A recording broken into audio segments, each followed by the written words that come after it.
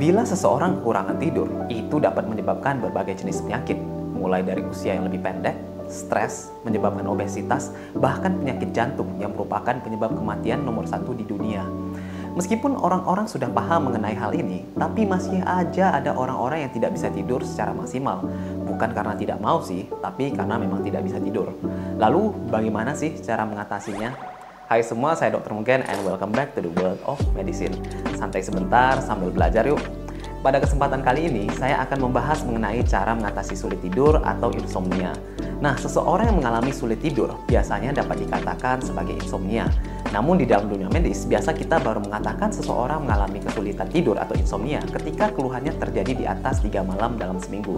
Artinya, kalau dia sulit tidur dalam 3 malam di dalam 1 minggu, misalnya dari Senin sampai Rabu, ataupun melebihi itu, maka kita bisa mengatakan seseorang mengalami insomnia. Namun sebenarnya insomnia ini sendiri ada macam-macam ya. Ada orang yang sulit untuk mulai tidur atau dikenal dengan sleep onset insomnia.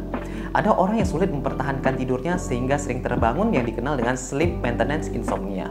Ada orang yang bangun terlalu dini sehingga sulit tidur kembali yang dikenal dengan early morning awakening insomnia. Dan ada yang merupakan gabungan antara insomnia itu artinya kamu sudah sulit tidur, kamu malah sering kebangun lagi yang dikenal dengan mixed insomnia. Insomnia sendiri sebenarnya bisa disebabkan oleh beberapa hal. Bisa karena efek obat-obatan, bisa karena kebiasaan tidurmu yang tidak bagus, adanya penyakit tertentu seperti asma, ataupun efek kopi, usia, stres, ataupun karena paparan efek dari sinar biru.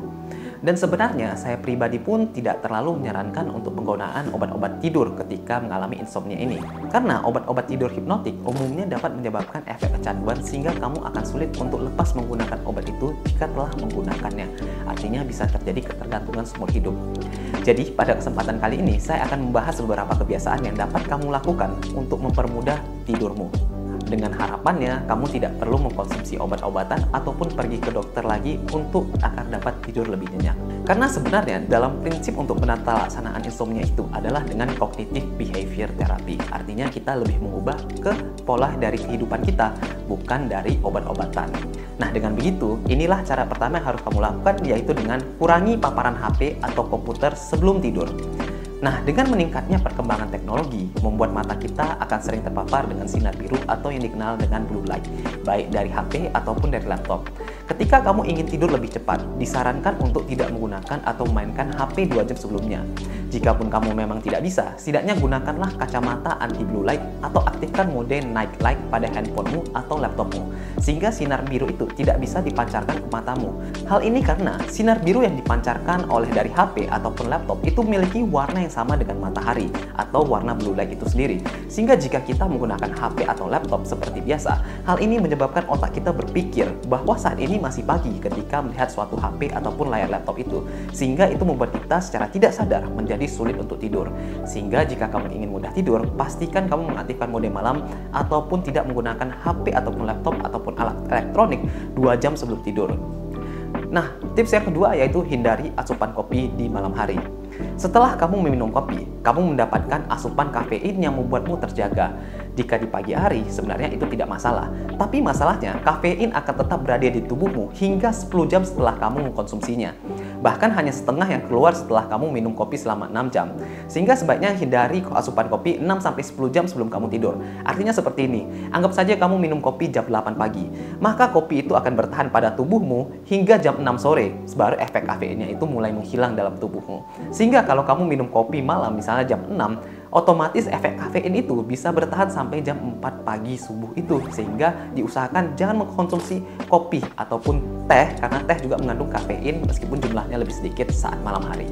Nah, tips yang ketiga, perbaiki lingkungan tidurmu dan gunakan musik frekuensi. Insomnia dapat disebabkan oleh karena lingkungan dan juga dari diri kita sendiri. Oleh sebab itu, usahakan optimalkan lingkungan tidurmu. Pastikan kamu membuat lingkungan tidurmu menjadi optimal. Kamu bisa melakukannya dengan mematikan lampu sebelum tidur dan menggunakan lampu malam. Lalu pastikan suhu ruanganmu tidak terlalu panas dan tidak terlalu dingin. Selain itu, kamu juga bisa memperbaiki tempat tidurmu menjadi yang lebih empuk ataupun bantalmu menjadi yang lebih empuk. Selain itu, kamu juga harus memastikan tidak ada suara-suara yang mengganggu saat kamu tidur. Kalau semua itu setelah dilakukan, kamu juga bisa mencoba musik-musik frekuensi seperti musik frekuensi delta yang dikenal dapat menurunkan aktivitas otak menjadi kita lebih santai, atau kamu dapat menggunakan white noise di latar belakang saat kamu sedang tidur. Jika kamu penasaran, kamu tinggal coba searching di YouTube musik frekuensi delta, pasti akan ketemu. Dan itu adalah musik yang dikenal dapat membuat kita lebih santai. Nah, tips nomor 4 yaitu beraktivitas lebih di pagi hingga siang hari. Terkadang salah satu alasan kita sangat terjaga di malam hari adalah karena kita terlalu banyak bermalas-malasan di pagi hingga siang harinya. Jadi coba lakukan aktivitas fisik dan aktivitas sosial di pagi dan siang hari yang akan menguras tenagamu. Dengan begitu, di saat malam hari, otak kita akan mengirimkan sinyal untuk tubuh kita agar dapat tidur dengan cepat untuk beristirahat. Yang kelima yaitu memperbaiki pola tidur. Jadi dalam tubuh manusia terdapat namanya jam biologis atau circadian rhythm, yang artinya jika kamu membiasakan diri melakukan sesuatu, hal ini akan tertanam dalam alam bawah sadarmu tanpa kamu ketahui, terutama di dalam otakmu. Nah, saya berikan contoh. Pernah tidak kamu merasa ketika kamu tidak membuat alarm, kenapa kamu selalu bangun di jam yang sama? Misalnya, saya membuat alarm pada jam 7 pagi biasanya. Tapi suatu hari ketika saya tidak mengaktifkan alarm saya tetap terbangun jam 7, padahal alarmnya itu tidak hidup. Itulah yang namanya jam biologis atau circadian rhythm. Jadi bayangkan dalam tubuh kita ini ada jam yang terus berjalan. Dan jam itu bersifat pintar karena dia tahu kapan harus bangun, kapan harus makan, kapan harus mengaktifkan hormon-hormon, dan sebagainya. Jadi dengan membiasakan tidur pada waktu yang tepat, kebiasaan itu akan tercatat dalam jam biologis dalam tubuhmu. Sehingga jika kamu ingin mudah tidur, kamu harus memperbaiki kebiasaanmu sehari-hari. Dengan begitu, perlahan-lahan jam tidurmu akan kembali menjadi normal. Nah, hal ini juga berpengaruh terutama jika kamu sering tidur di siang hari. Jika kamu sering tidur di siang hari, coba tahan tidur di siang harimu, kamu bisa menggunakan kopi agar kamu bisa lebih terlelap di saat malam hari karena lelah. Jadi intinya, terapi insomnia terbaik itu adalah dengan mengubah pola hidup ya, atau yang dikenal dengan cognitive behavioral therapy tadi. Dan usahakan mencoba segala cara ini sebelum kamu mencoba ke obat-obatan. Nah, baiklah Sobat Sehat, kira-kira itu dia beberapa tips dan trik agar kamu dapat tidur dengan lebih nyaman.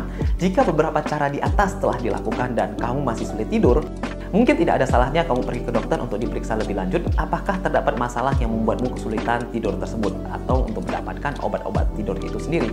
Karena tidur adalah sesuatu hal yang paling penting di tubuh kita karena kita wajib mendapatkan tidur itu. Karena tidur yang kurang berhubungan dengan banyak sekali penyakit. Terakhir, pastikan kamu like, share, dan subscribe, lalu berikan komentar jika ada pertanyaan ataupun saran untuk video berikutnya ya. Terima kasih telah bersantai bareng saya hingga akhir, dan seperti biasa, saya doakan semoga sehat selalu ya.